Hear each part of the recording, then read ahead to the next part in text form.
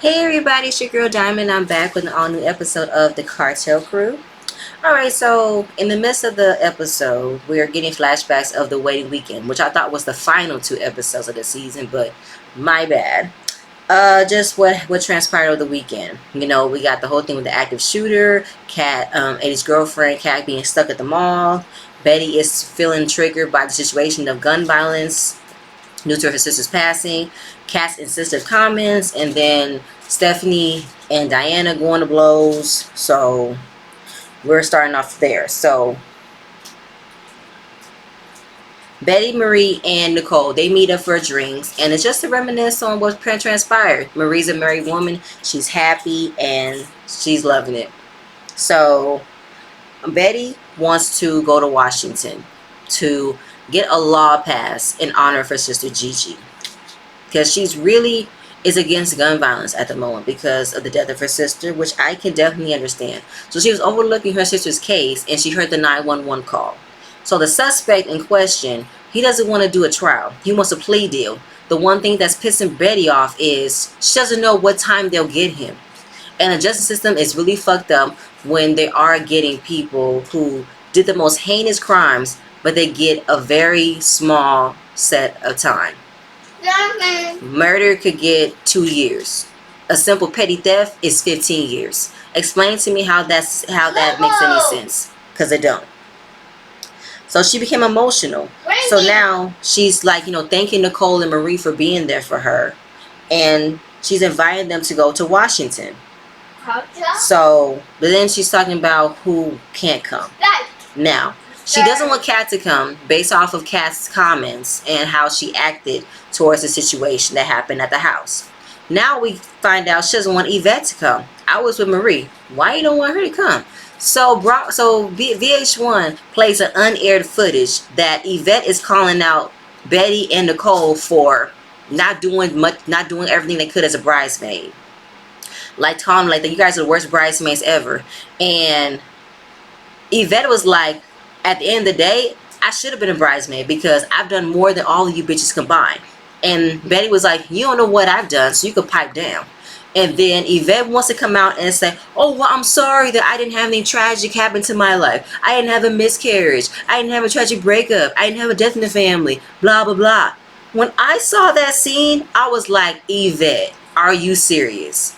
Goodbye, Yvette. I told y'all in my last video, Yvette has been feeling some type of way about not being a bridesmaid. This is the result of her not being a bridesmaid. Now, Stephanie was there, but she didn't say anything. And I'm wondering, where did that come from? So then talking about, oh yes, Diana is also coming. And then of course there is tension between Marie and Diana because Diana missed out on Marie's wedding. She wasn't there. So Marie wants an explanation before they go to Washington. So they meet up. And she lets her know, when I made you a bridesmaid for my wedding, I was happy because you are like my sister. You're my family. You know that I don't have family that's want to come a part of my union. You know they don't want to be here. The fact that I invited you and you did not want to because your man couldn't come to the house, that was fucked up. So Diana felt like she didn't want her man to feel any type of way about what could have happened in the house with all the groomsmen, or how it was when she was to walk down the aisle with the groomsmen.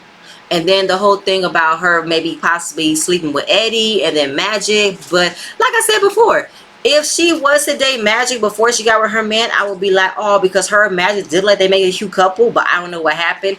As far as with Eddie, I don't know.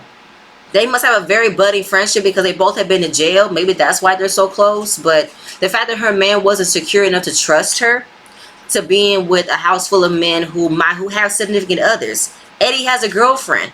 I don't know about Magic, but I don't know about none of them. But I think Eddie is the only one that has a significant other in his life. So nothing would have happened.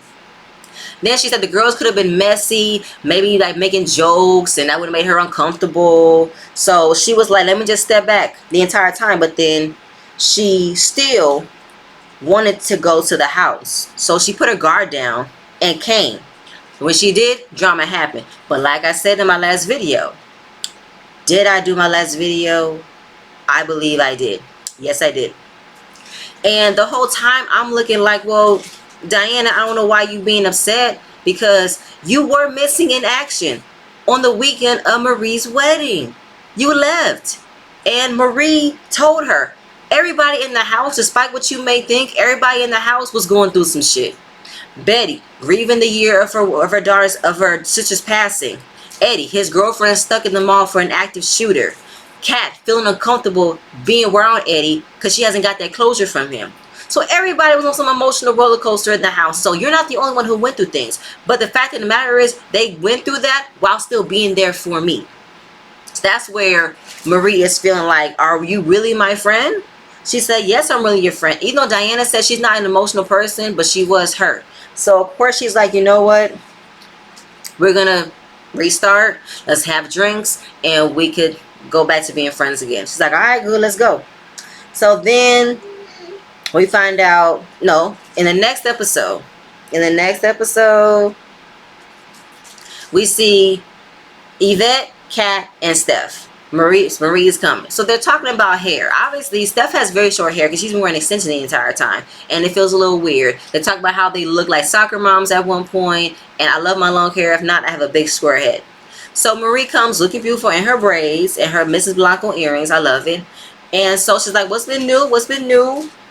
So everybody's just talking about what's been going on. And Yvette comes out and said, Salome left, a.k.a. Betty. She moved out of the apartment and everything. And everybody was like, why? What happened? She's like, I don't know. I just know that while being at the house, she was very rude to me. She was very like, just rude to me out of nowhere.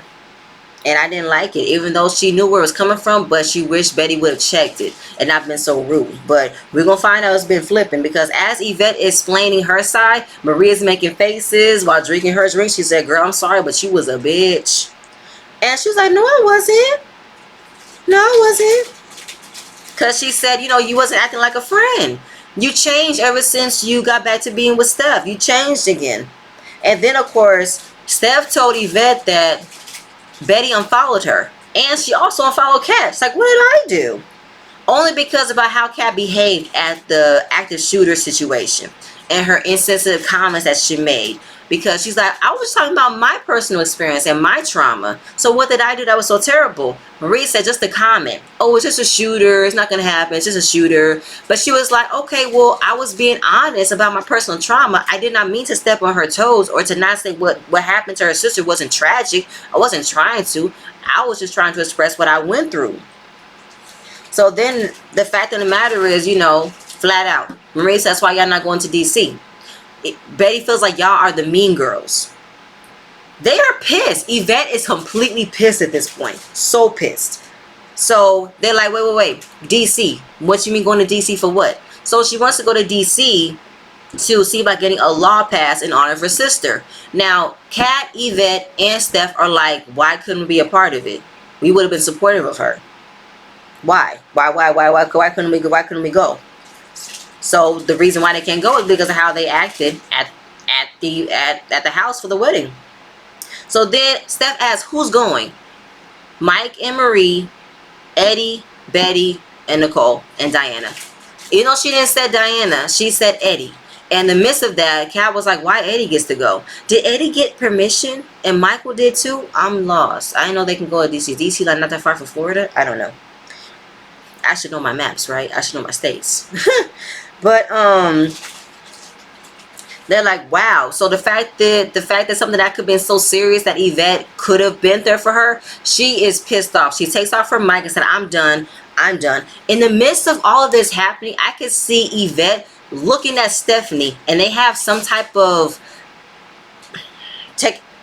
telekinesis going on here, like telepathy going on here.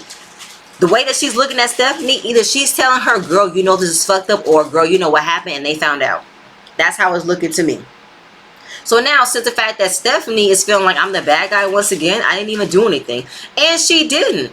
I believe because Betty said, even though that Steph is Kat's best friend, I don't want the drama, so she's not welcomed either. So Steph is like, I'm automatically at default for being friends with Kat and Yvette, so I won't be allowed to go. And Betty didn't even ask me if I wanted to go. She didn't even talk to me. So the fact that I'm already excluded out because I'm friends with them, it's just fucked up, and that's not fair at all. That's not fair at all. And she never said nothing bad about Betty's situation. Nothing at all. But she wished she would have talked and asked her. So then we segue into Mike and Marie pulling up at Cat's tattoo shop. So obviously, Cat called as an emergency call. It was an urgency call to call. I'm saying call too many times.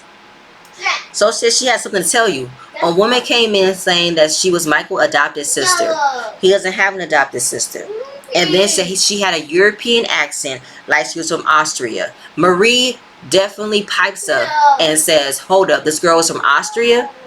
What do you mean she's from Austria? Where is she coming from?" I'm looking up at the camera. I'm trying to like get this thing going. But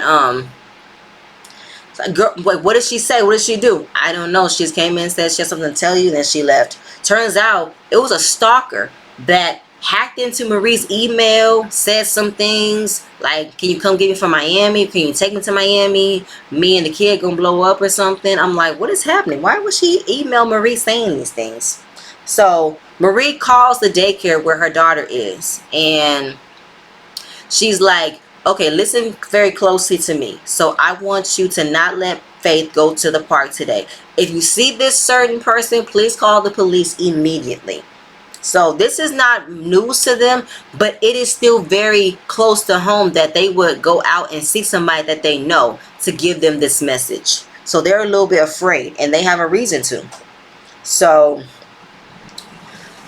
they're telling them, "Cat, are you strapped?" She said, "I have a felony. I can't even get a gun license." The fact is that she can't even do that, and her tattoo shop is a very well-known tattoo shop in Miami. She has the easiest access to get to.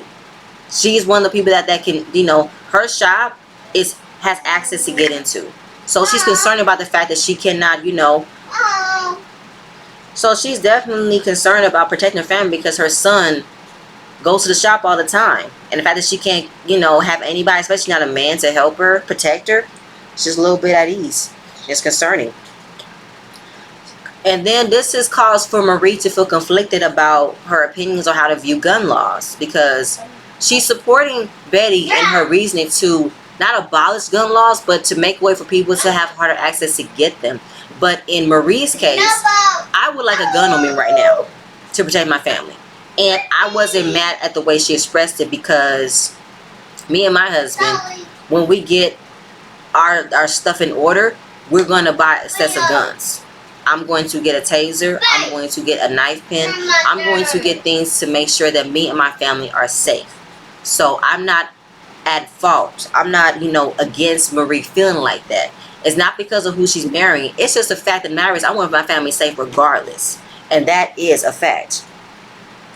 So everybody makes it to DC. And everybody's ready to make a change. Betty meets up with Greg Jackson. He is a gun violence activist, but he is also a gun survivor. 3 days after the Congress did not pass on the background check for guns bill, he was shot 8 blocks away.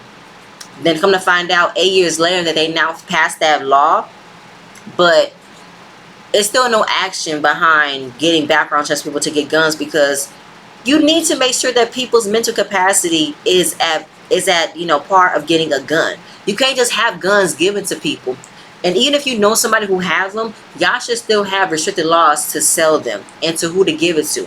I don't know if the age is you have to be over 21 to purchase one, but at the same point in time, you need to be legally prepared and legally mentally, you need to be mentally stable to have a gun and know what to do with them. So everybody needs to be able to carry, but you need to be right to carry. So after she met with him, she went to this block party where she met the organization, because in order for them to have Congress listen to them, you need to have big broad shoulders, a big army backing you up to get this law passed. See how long it took for George Floyd to get a law passed? You need to have a big army to back you up for this. So, of course, she is at the block party for an organization called Cure the Streets. And she's been in contact with them for the past few weeks. And now she's meeting with Eric Weaver. He's the founder. He did 22 years in jail. And when he got out, the streets was a mess. So he wants to make a change, make a difference. And it's been an amazing change. Even now, we're speaking to another name named Cody. 3 years ago, when he was a part of the movement, there used to be an estimated amount of 11 shootings a month. But now, since they got this organization, they got some words out to everybody else to be safe, to be cautious. They now only have one homicide as the big news, which is amazing. Now, we find out that Eric also lost his son to gun violence 2 years ago. So he understands Betty's pain about losing somebody. Back to Cody. Find out that Cody, he was living in two worlds, one in the streets and one on a path to a regular life. He gave up college and was knee deep into the streets because he was infatuated by the life. He got caught up. He did 10 years in jail. He got out in 2014. I'm like, wow. Then we have another activist in the organization. Her name is Tamara Williams. She was a violence interrupter, which meant she was probably, a part of the rallies, a part of the protests, fighting against the cops that tried to tear him down, say you can't come in. She's been arrested quite a few times. She found out that when she came home July 2020, and after being home from jail, while she was incarcerated, her son died of gun violence too. And we got Tia Bell. She's a founder of the Trigger Project. She's here to bless the person who brought her here today, which is her mom. Her mom was a survivor of gun violence. And it's like, this is for you, and this is for you, Betty, for your sister. So now we get to the end of the episode where the block party goes to the park. We got this big projector screen and event show a movie or a clip, and it's the premiere of the first episode of the Cartel Crew, where it led to the walking for Gigi, justice for Gigi, and everybody was crying. And it's pretty much like, we're gonna do better, we're gonna get this done, let's go. At the end of the day, this was a very good episode. I really liked it. And now we find out more next episode of Kat trying to get her license, her felony expunged so she can carry, but it's going to be a harder process, and it's going to be a lot more of opinions being deferred, and if you're my friend or not. But anyway, y'all, that's all I got. You guys have a good night. I'll see y'all later. Bye.